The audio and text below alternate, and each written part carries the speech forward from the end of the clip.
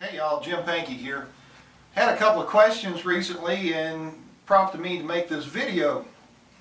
The question has come up many times, and maybe you're asking this yourself, is what style of banjo do I want to play? You may want to play the banjo, who doesn't?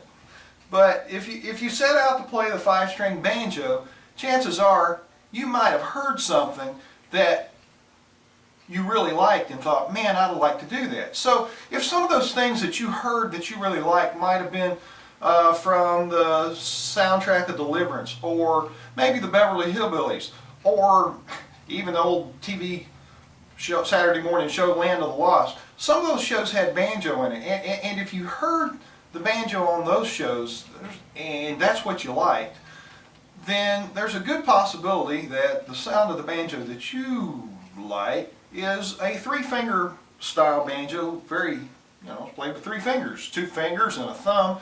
Most of the time, folks that play 3-finger banjo will use 2-finger picks and a thumb pick, and you play in a picking motion where you pick up. If you watched Hee Haw and you saw him do picking and grinning with Roy Clark and Buck Owens, that's the style that Roy Clark played. And played like what they played for picking and grinning is Cripple Creek, and it sounds a lot like this.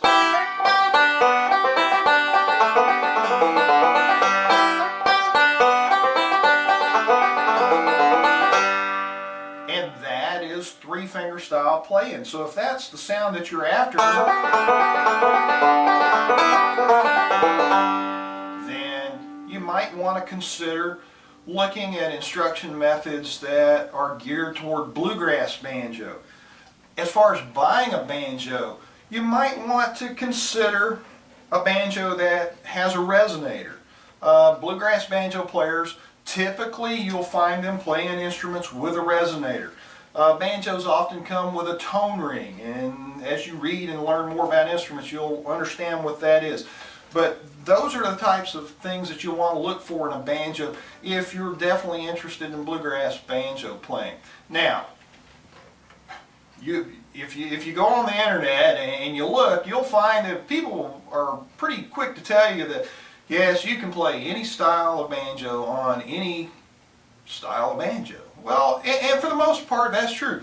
I can play different styles of music and different banjo playing styles on this instrument.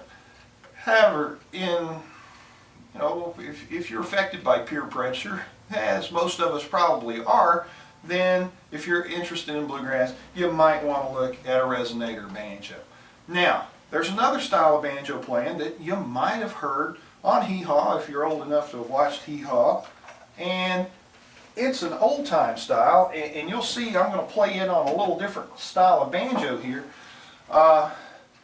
And it's what they call a frailing style, or clawhammer style. And you saw me take off my picks. I'm not using the picks, and I'm not going to be picking up. I'm going to be playing down on the strings with my fingernail. Usually I use my middle finger, sometimes I use my index finger, but I'm playing down.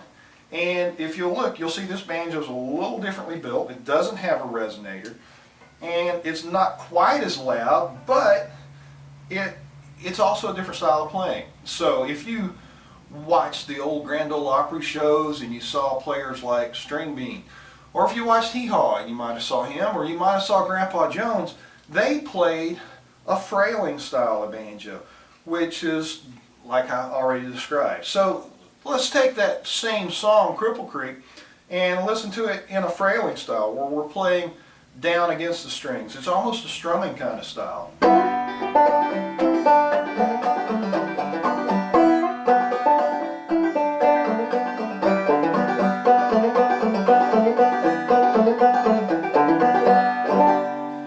And so, if that's the type of sound of banjo you'd like to learn to play, then when you go shopping for instruments, you don't necessarily need a resonator. If you want to buy a banjo with a resonator, that's fine.